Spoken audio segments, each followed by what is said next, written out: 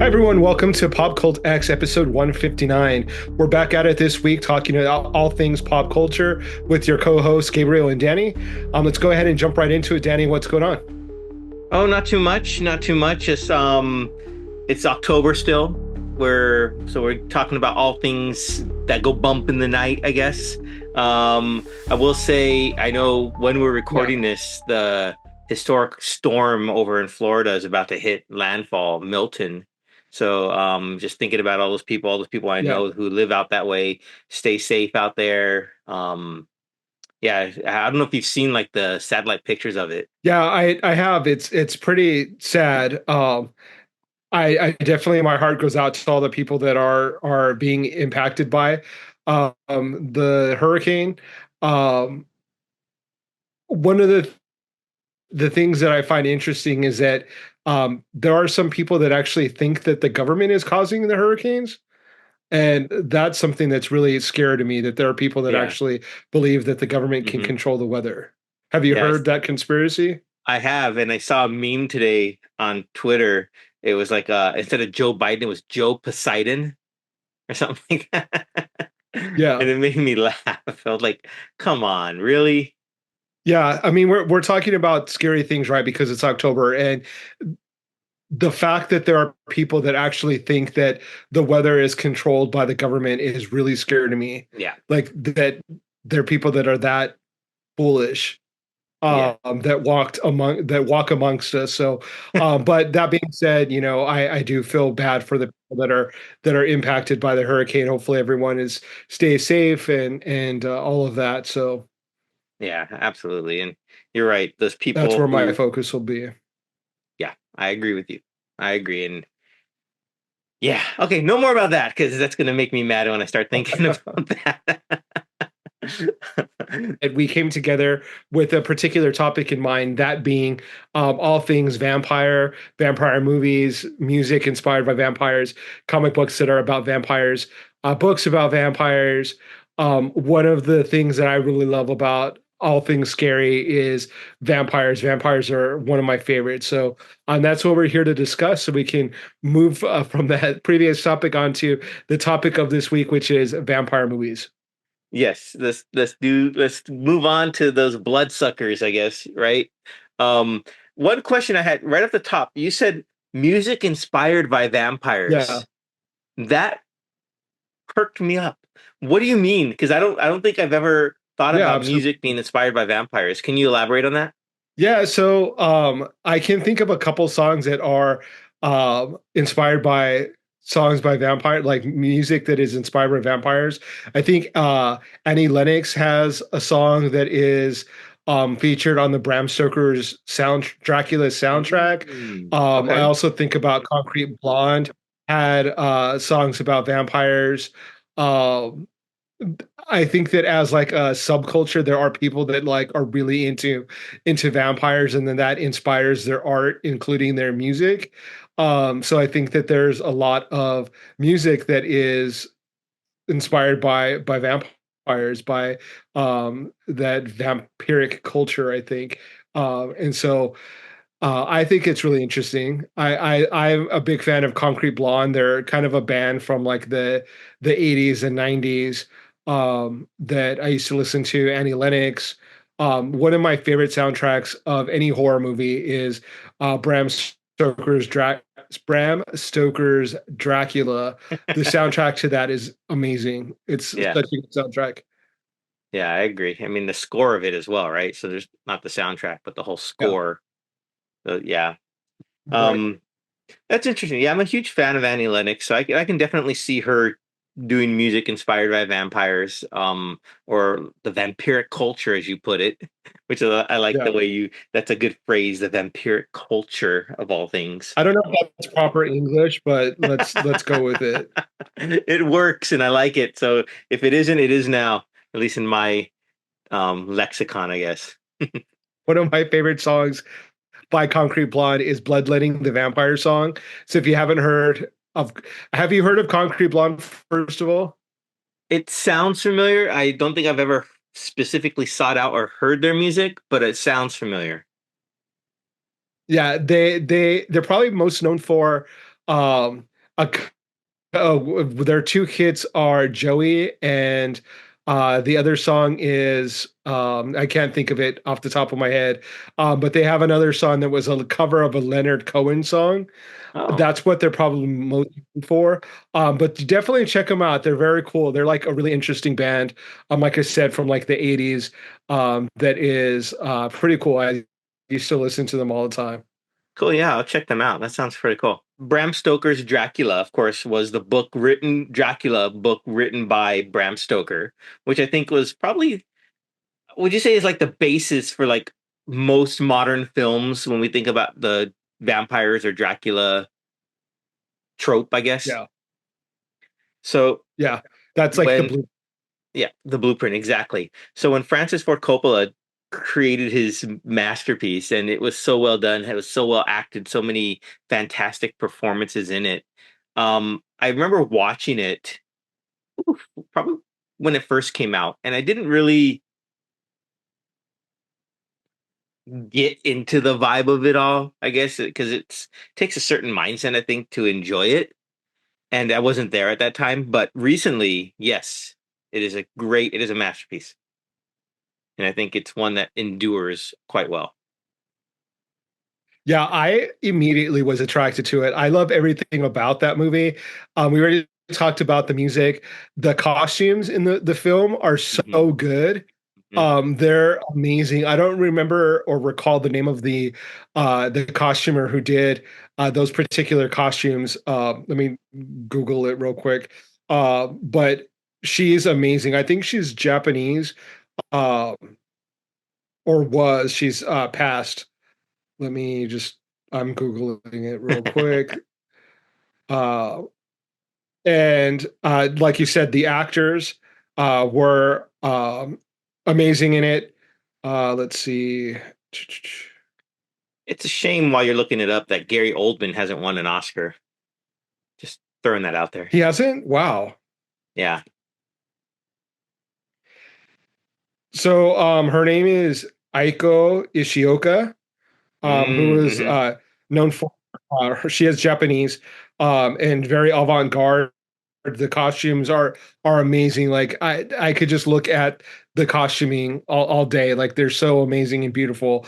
Um, and just the vibe of the movie, like the gothic vibe of the movie is amazing. Like the three bride. I already mentioned this on a previous podcast how much I was into like the three brides of Dracula. They were incredible, Mm-hmm. incredibly sexy. I don't know if you recall those three Yeah, I remember that. actresses, and then you Lucy, the victim of Dracula, who because gets turned into a vampire, and she comes out in like her like funeral attire as like a vampire, and she's like pale white with this like really cool ornate costume on.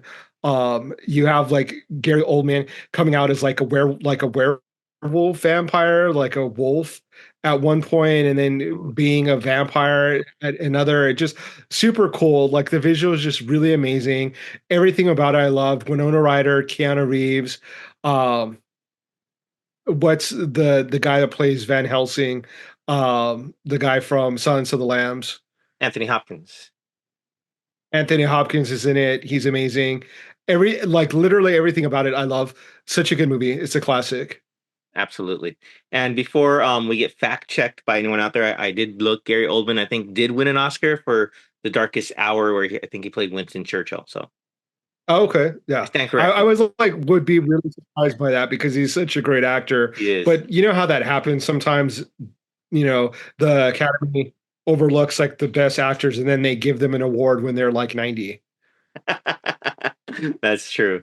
But yeah, he is such a fantastic actor. All his work is just phenomenal. Um, but you mentioned Van Helsing, and I only bring that up again because that is one of my favorite, although it's not a typical vampire movie. It does have vampires. Dracula, of course, is in it, Yeah. and his three brides as well, right? Of course, with Hugh Jackman as Van Helsing, and it's Yeah. one of those movies that I could, when it's on, I'll just have it on and watch it. Just it's one that's a feel good type movie for me. I just enjoy it so much, and it's just I don't know. It's just something about the whole film. It's just fun, I guess. Yeah, I think that vampires are just lend itself to be very entertaining. It has like horror. Typically, there's like a comedic element to it. They're very sensual and like kind of sexy. Hmm. And so it sort of offers something for everyone, right? Like Yeah. if you're not into vampires, like I don't know what's wrong with you because they're the coolest monsters out, which is kind of interesting, which is like a point that I wanted to make is that like I've never really been scared of vampires. Like, do you find them like have you ever been watching a horror movie that's a vampire themed movie and been scared by a vampire? Like I would always be like rushing to the vampire and be like, please make me a vampire too. Like I would not be scared of them at all. No, I don't. I don't think I've ever been scared of them. I mean, yeah, I don't think so, and especially in a film sense, because films don't scare me. But I think just if I were to see one, I don't think I'd rush to it and be like, "Hey, turn me too." I mean, I guess I could kind of see that. I mean, like, I would want to be immortal in a way, but then again, maybe not. Oh, I would immediately. I would sign up in like a second, like before you could even ask me. I would be like, please turn me into a vampire. Now, there are instances where vampires, what's that movie? I think it's called Daybreakers with Ethan Hawke, right? Where the guy becomes a vampire, but their food source is running out. You know, that's a topic or theme that I've thought about recently. Is like, what happens in a world of vampires where humans are no longer around, right? And in that film, that's basically what they touch on. And that's one of those films that I think gets overlooked as a vampiric movie, and I really enjoyed that one. That's an interesting question of like, what would you do out of food? But I guess you would have to like farm humans, right? You would have to like have them sort of like we do cows, except for humans. Yeah, that's true. I mean, but I guess it all comes down to, is human blood the only blood that can sustain a vampire, right? In most instances, yes. But of course, there are more modern adaptations where it's not the case, where there are either substitutes, animals are fine. I wouldn't call them vegan in vampires like in the Twilight films, but they don't actively hunt out humans as their prey. um, but I think that kind of, for me, detracts from the whole lore of the vampire when they are able to sustain themselves on um non-human blood, because I think it takes away from the fear of it all, from the perceived bump in the night, the looking. I think it's think of the movie, was it Interview with the Vampire, right? Where Brad Pitt's character is eating the rats, right? And Tom Cruise Mm. is living the high life, and Brad Pitt's just kind of like eagerly making it through because he can't bring himself to feast upon human blood. And so, do you think that's something that modern filmmakers should adjust to, just taking it back to humans, or can vampires, live on animals, just blood, no matter where it's from? I think they should stick to humans. That's what makes them scary, right? Is Right. that they're hunting for blood and that they have this thirst for blood that's like insatiable. That's part of their whole, like that's what makes a vampire. You mentioned that Twilight, that they don't drink blood from humans. Like I've never seen Twilight, so I can't speak to that, but like is that really a thing? They don't drink human blood? Like the whole, was it Edward Cullen? Think, yeah. His whole family, or their little group, whatever you want to call them, of vampires, they refuse to drink the human blood, so they should hunt animals, yeah, in the forest. Okay, so that's like the stupidest thing I've heard of. Like that takes away the coolness of a vampire. I couldn't watch that movie. Like I couldn't get myself to watch it just because it looks so horrible. But so you're not really even a vampire. You're if you're hunting animals, you're basically just a human, right? Yeah, I guess so. Yeah, you're drinking their blood, but you're just human. Yeah, you might not have a heartbeat or need to sleep, but you're just hunting animals. So yeah, that's true. Like what, why are you cool? That's horrible. Like that makes me never ever want to see that movie or those movies for multiple reasons. But yeah, that's what makes them cool. Like that they, they hunt humans and they have and that's what has that dynamic of like them looking for a victim and like the victim being sort of semi-willing to be a victim Mm. and them like luring them into being their prey. Um and that whole dynamic I think is what is cool of vampire movies. That's what makes interesting.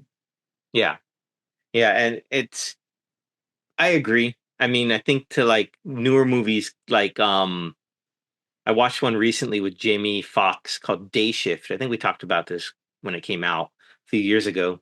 And it was such a fun Yeah. movie because the vampires were vampires. They they Mhm. sought out human blood, they attacked, they played into what we expect a vampire would be. And I think the fact that, they made fun of the different newer vampire tropes within that movie was well done, and I enjoyed that movie.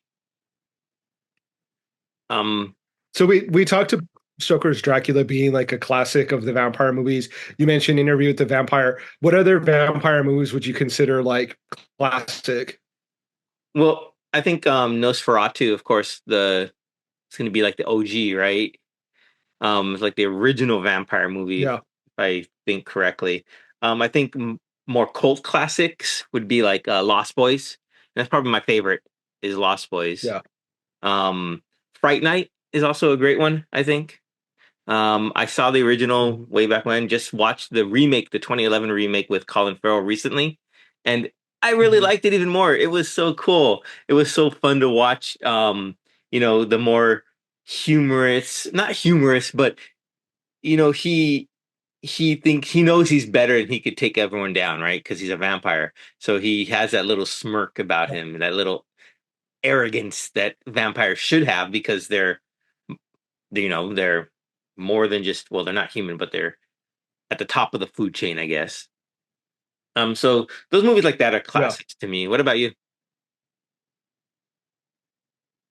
I would have to say From Dusk Till Dawn is one of my Mm, favorites. hmm. It's Absolutely. super funny. Yeah. It's got like Selma Hayek in it, George Clooney, written by Quentin Tarantino, directed by Robert Rodriguez. It's just a really fun movie. Juliette Lewis is in it, which is like one of my favorite actresses. Um, what other ones? Lost Boys is definitely one of my favorites. Um, Fright Night, 30 Days of Night is another one Ooh, that's that's pretty a good one. fun Hmm. to watch. It's a cool premise. Buffy the Vampire Slayer was really cool. The actual movie, not the TV show. That one was really funny. That had Paul Rubens in it, Pee Wee Herman. Hmm. Yeah, there's a lot that I you really we could really go into. What do you But think's those the would be like some of my favorites. what's one of the first vampire movies you think you saw as a young kid growing up? Probably Fright Night. I think that was probably one of the first ones that I saw. Yeah. Um, because yeah, and then after that, Bram Stoker's Dracula. Fright Night 2 was really good too. That's like where his I think it's his sister I haven't seen that. comes in. Uh, oh, if you haven't seen Fright Night 2, you need to see it. It's good. It it basically swaps the gender roles. So female vampire and I want to say boy that's really good. I recommend if you haven't seen that, definitely check it out. Okay, I'll check that out. I- I haven't seen it on streaming, so I don't know if it's on any streaming services. But it's a really cool movie. And oh, another one that is like another classic that's like super artistic and like not mainstream, but probably like a cult classic is Vamp with Grace Jones. She plays a vampire stripper in it. Super good. That's a great Okay. movie. She's like her whole body is decorated by Keith Haring, and she has like this white graffiti painting on her nude body. Just very striking. She has like an orange red wig on in the Hmm. movie. Plays a vampire. Really cool. One of my favorites. That might be one of my first ones too. Like that had to have been early 80s. Yeah, And so 86. that might have been one of the so I would have been like 9 when I saw that, which is kind of crazy that I was watching that when I was 9, but whatever. I think one of the first ones I saw is actually stars Jim Carrey in it with Lauren Hutton. It's Once Bitten. That's a good one. Yeah, and that was like I think one of my first introductions to what a vampire is, and it Yeah, was in that instance, growing up watching that, I was like, I'd be like, you okay? I'll sign up to be a vampire. That right. that If was if you're interesting. if the punishment is that you have to get bitten by Lauren Hutton, I think that There that's you not a go. bad punishment. Yeah,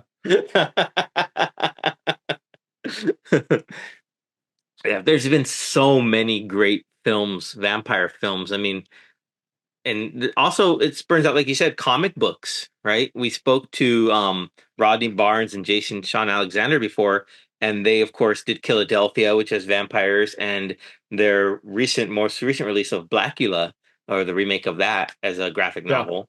And so, I mean, of course, also Dracula, was it Dracula? Yeah, had a resurgence recently in a comic book series. Yeah, and they had also 30 Days of Night is a graphic novel that they based Oh, the movie on.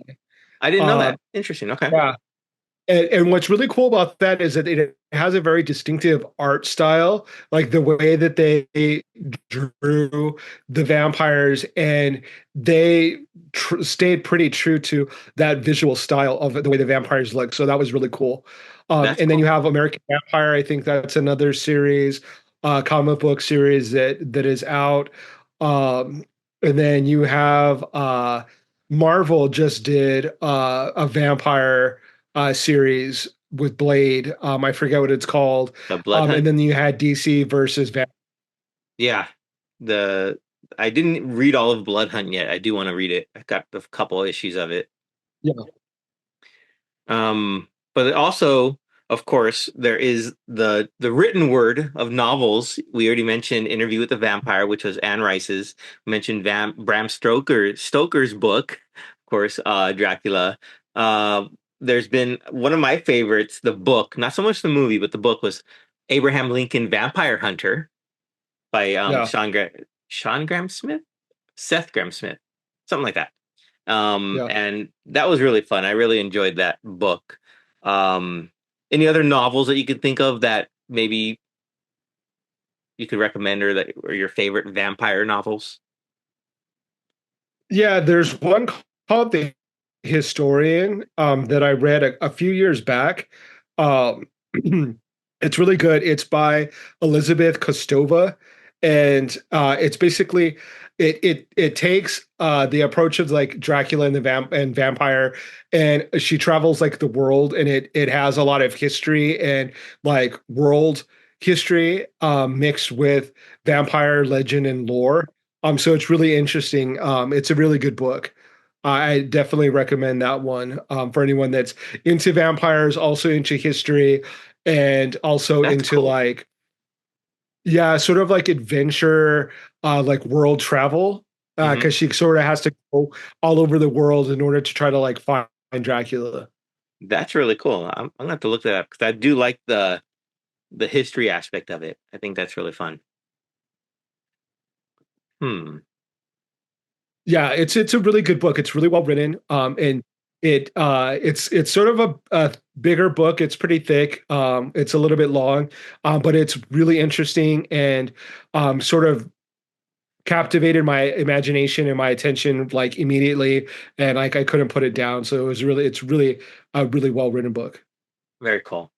Very cool. Now, of course, vampires aren't just don't stay on the screen, don't stay in the books or comic books. They're out there in pop culture as well, right? Think of like Sesame Street has a vampire. A vampire has his own cereal, Yeah. which is actually pretty good. I like Count Chocula cereal. Um, is there any other sort of pop culture icons or memories or moments that feature vampires that you can think of? Um, I don't know. Those are really good. I think that it's just so pervasive, vampire legend and lore. Like even like when I've been to New Orleans, there are people there that like literally call themselves vampires that Yeah. are vampires in a certain sense where they're not immortal, they're not, they can go out during the day, things like that, but they drink blood, they're very much have like their own culture. And so it's really interesting to go down to New Orleans and to um witness that type of culture and storytelling and reality. I mean, I don't know what you would call it, but that, that culture of real life vampires. Yeah. Yeah, that is I don't know, it's kind of scary in a way. That seems even more scary to me than real or vampires in films and stuff is like people wanting to live that sort of life as close as they can by drinking blood and doing that sort of stuff. That to me, I don't know, gives me the icks. Yeah, I mean, I could see that it would be kind of creepy and kind of gross, but in another way, like because I'm so into vampires, like I can see the appeal of someone, you know, I don't know. I guess I'm a weirdo. Like I could see the appeal of someone wanting to be a vampire, and you don't have a victim. You're not like going out on the street and like attacking someone and trying to drink their blood. Like you have someone that is, you're in a relationship with, and they're a willing participant in that exchange, right? I I guess, yeah. I kind of think of like Billy Bob Thornton and Angelina Jolie, where they exchange vials of their blood. I don't know. That's to each his own. I'll say to each his own. It's it must be fine for some because people do it, but more power to you. Yeah. Oh man. Let's see. What else? Or I guess you mentioned TV shows, right? Like Buffy the Vampire Slayer, and of course there's True Blood, Mhm. which I never actually even saw one episode about that, so I don't have no idea what it's about. Is there any other TV shows That's that really really good. is it? Okay.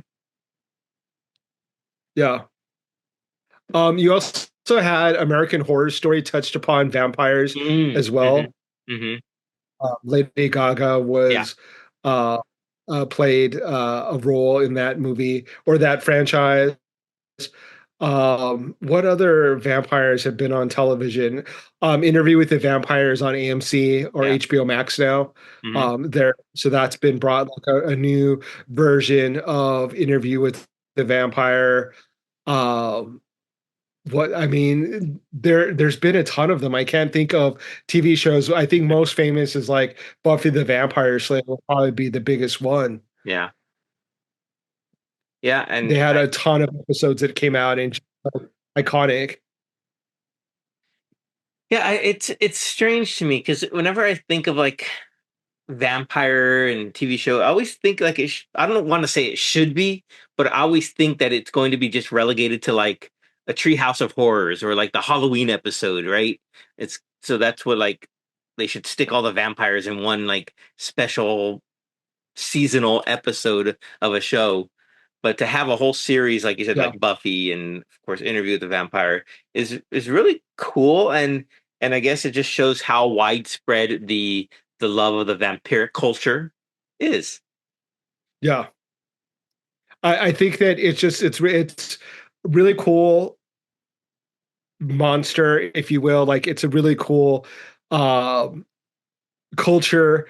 It's I definitely see the appeal to it Like it's something that like I very much am a fan of. Like I get it. I don't know if there's a lot of people that are anti-vampires or like sick of them. That's the only thing that I think that people can maybe there's an argument for is that there's like overkill when it comes to vampires. There's been like so many vampire movies, so many vampire shows that like they're kind of over it. They're kind of sit like what is new that you can do with vampires that hasn't already been done? True. I, I don't I don't think that's a good argument for people to have that they're over it because even though yes, it's the replaying the same toy type of thing, it's still a new interpretation or someone else's interpretation of what a vampire is. Like I go back to Daybreakers, that was a new take on it because the vampires are not a food. I look at Yeah. historical fiction like Abraham Lincoln Vampire Hunter. Now we know he wasn't a vampire hunter because vampires are this created mythology, and I don't think Abraham Lincoln was swinging an axe, but that was the way that it was repurposed and renewed, right? And even into more modern days, like different shows, how Yeah. they I think, like I said, I'll go back to Day Shift because it was the most recent film that came out, I think, with about vampires, at least that I saw. And it was a new take on it. So there's like vampire hunters who clock in and out of either a day shift or a night shift, and it's taking their turns to go hunt vampires. And I think they focus more on the hunter side than the vampire, but it was still a new take on it, and I really enjoyed it. So I don't think it will ever be played out. There's always going to be someone who sees things a little bit different than us, and it's a way to spin it. And I think once you get into more of I want to see more of like the cultural. So like uh for like From Dusk to Dawn, for example, it was more of the Mexican slant from Robert Rodriguez. I want to see how that's interpreted vampire lore in like the Japanese culture or in, Brazilian, and just see how those creatures are interpreted there. I think that's one way to look at it as an expanded vampiric culture. That would be really interesting to be able to see the way people view vampires in different cultures. If Hmm. if like people even if like they're interested in vampires in Africa or in China Or or Norway. if that's like a thing that they're yeah, like that is interesting because I mean, us Americans like eat it up. Like we love vampires, right? Like it's Hmm. super popular with American culture. So yeah, I would be really interested to see what other cultures think of vampires. I know like being Mexican American, like Mexicans obviously are really into it. Yeah. We love horror, we love like all things that are scary. So we're all aboard that. But um kind of changing topics, but not really because he's sort of like a vampire because he's a predator. But we haven't talked about what's going on with like Puff Daddy Mm. on I think on podcast. And I'm kind of curious to what your thoughts are because um yeah, definitely I mean, he's accused of being a predator. I should say that. Like there's some wild accusations that are going on about him.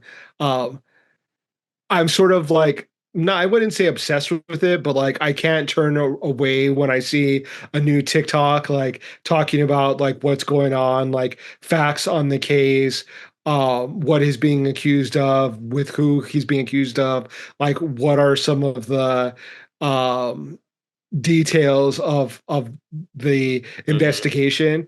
I Hmm. think it's really interesting. It's um I don't know, like he's a really big pop culture icon, right? Like Yeah. as a producer, as a rapper, as a icon of hip hop.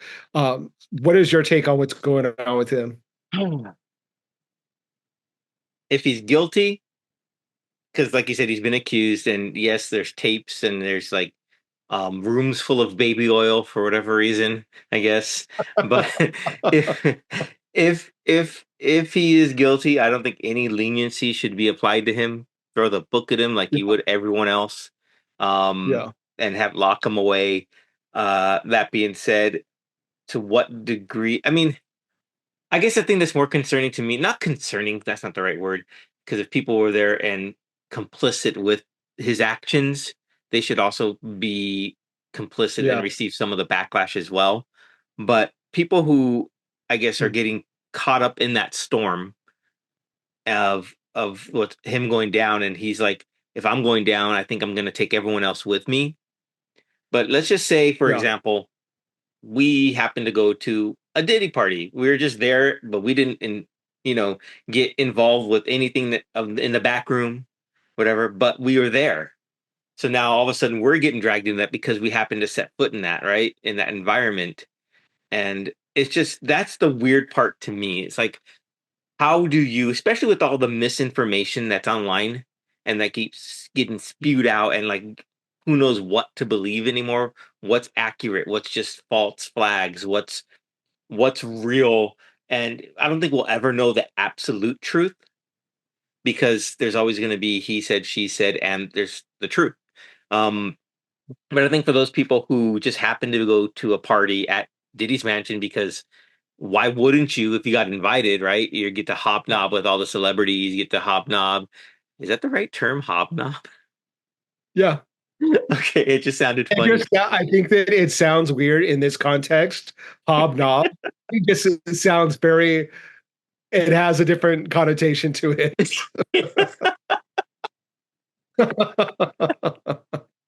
But go on, you were saying hobnobbing? Yes, I was talking about hobnobbing. And why wouldn't you want to go and rub shoulders? That's maybe, well, maybe not rub shoulders might not be good either, but why wouldn't you want to be associated somehow with these big celebrities? Because who knows, it might be your big break. You talk to the right producer, you talk to the right actor, actress, and there you go. You got your foot in the door, and now you're getting more fame and creating your own brand, so to speak. So why wouldn't you want to be in the room where it happened? See, that's wrong too. Why wouldn't you want to be around that environment? Yeah. Um, but I think then you getting this backlash years later. It's like, well, I just went to a party and now I have to defend myself for going to that party. And I think that's the part that's really Yeah. not sad, because I don't feel bad for them, but it sucks. And I Mhm. think that's the I think comes down to is that his evilness, I guess if you'll call it, for lack of a better term, is going to bring down so many other people who maybe just wanted to go to a party. Yeah, I think that it really illuminates the fact that when you're someone who's new to that circle, or like new to fame, you want to be near it, right? You want to Mhm. try to, like you said, increase your value. You want to be able to, if you're a singer, you want to be able to get a record deal. If you're an actor, you want to get that movie deal. And it's really sad to see like what those people who are new, what they're subjected to, and how they become victimized That's by some of these like really evil people in the industry that have power. And I think that's like the part of this story that is really eye-opening for some people is, there's talk of some very famous people possibly being victimized mhm. by the accused here. And you just you kind of can put yourself in the same situation of like, well, yeah, if you were invited to a party by a really famous producer, rapper, you'd want to go, right? Even if Mhm. you weren't Mhm. in the industry, you would want to go. And then once you're there, someone, which is sad, is going to take advantage of their power and victimize you. And that's where, I where I was making the analogy of like vampires versus someone who's Yeah, like a yeah, literal like ghoul who's like feeding off of other people. And it's really unfortunate that the film industry, the music industry, really any place that has power, like has a power dynamic, has people that are um willing to victimize others. yeah. So it kind of sucks. Like, Hmm. but I think that it's good that it comes out, because then people know that if they're ever in that situation, like they can say no, I guess, that they don't have to be part of that in order to be successful. I mean, I don't know, because we're not in the industry, but I would assume that you can still make it without participating in that type of stuff. I would hope so because that'd be kind of creepy if you had to. And there are conspiracy theories that say like that in order to make it in Hollywood, you have to like subscribe to that sort of like debauchery. But it's going to be a really interesting time when he does go to trial. More stuff comes out. Americans love their like salacious court dramas. And I think that more, the more that we learn about what happened in these parties, it's just going to become more pop culture. People are going to eat it up. They're going to want to know what happened, who it happened to, who was involved. Was it other famous people? Were famous people being victimized? So this is like the tip of the iceberg, I think, of like what we're now learning. Yeah. And it's going to be for years to come. It's going to be like really impactful upon the culture. I mean, it's going to it's going to reverberate through pop Mhm. culture for a long time, I think. I agree. I agree. It will there will be a shift, and I think in the especially like you said, the way we approach those things, especially for those in the industry. Maybe you sit that party out. Yeah. Yeah. Yeah. It is good. There's going to be a lot of reverb is a good term for it. So we'll Yeah, see. and there's a lot of people that are coming forward that are saying that they knew that at a certain hour you excused yourself from those parties, right? That there Mm, are and not just kids, that there are like other parties that happen in Hollywood or in affluent circles that at a certain point like you get out because there are things that go down that you may not want to be a part of. hmm. And that's really crazy. Like that, Yeah. I mean, talk about like a horror movie. Like I think that is something that is really scary, that you have these people that are really part of elite society that are doing some really horrific things to people and aren't being held accountable, which is like the crazy thing. Hmm. And that's like real life monsters, real life like horror movie stuff. Yeah. No, it is. It is. And hopefully now they will be held accountable. Yeah. So we can hope so.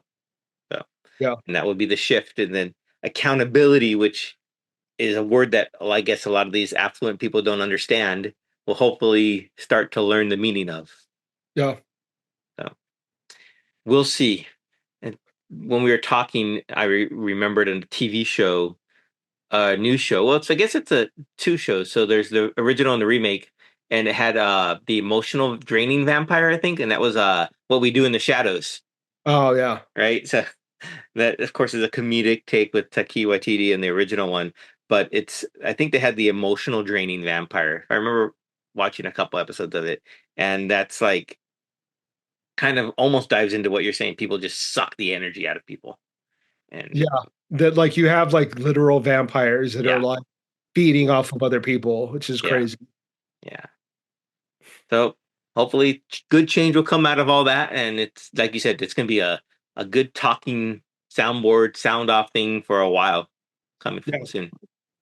Outside of that real life horror story, what else have you been watching anything or for October, the spooky season? Well, I watched Fright Night again, watched Day Shift. I was gonna watch the new re adaptation of Salem's Lot that just Oh appeared yeah. on HBO Max, but I haven't had a chance to watch that yet. Uh, there was a new non-vampiric or non-spooky show that I watched. I watched one episode last night that I thought was really good on Hulu called The English Teacher, Okay. and it centers around I think its name. Oh, let me look it up. I don't want to mess it up. It was really well done. I enjoyed it, and it got me thinking.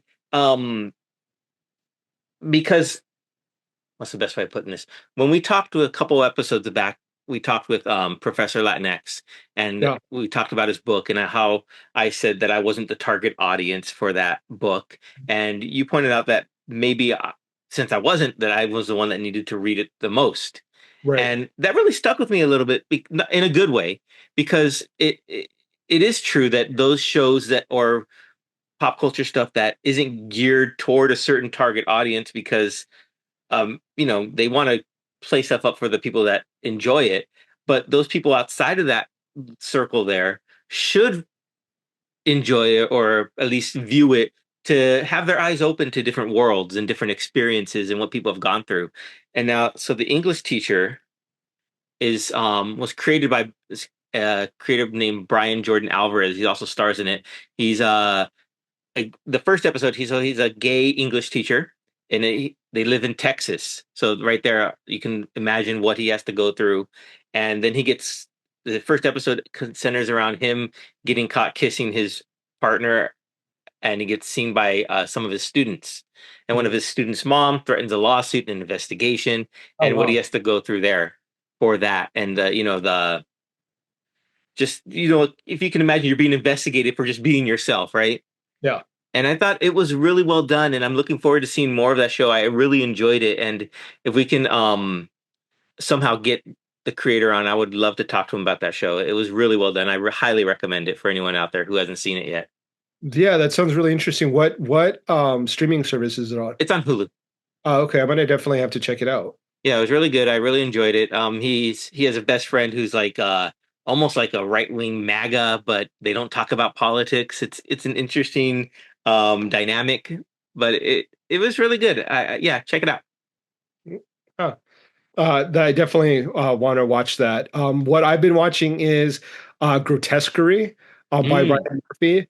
hmm It's really good. It's the acting is really good. Niecy Nash is in it, and uh, just really good show. It's really kind of spooky serial killer um, with religious aspects to it. So it's mm. right up my alley.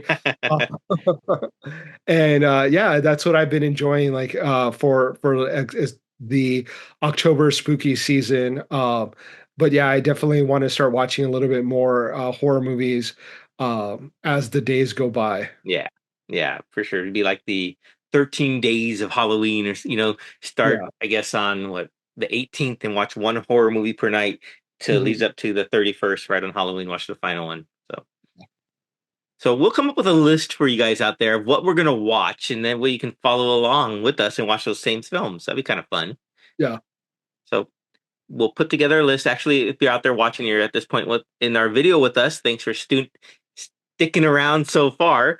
Drop a comment. Let us know what film you enjoy. What's your favorite either vampire film or spooky film that we should make a point of watching this year? Yeah. So anything else, Gabe, you have on your mind? No, I do want to recommend something to our readers.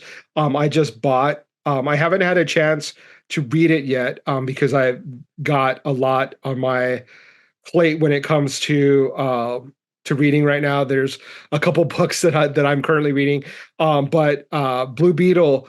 I'm pulling it up right now. I think it's called "This Is Our Land." Or This Land Is Not Our Land, or something? Yeah, something like that. By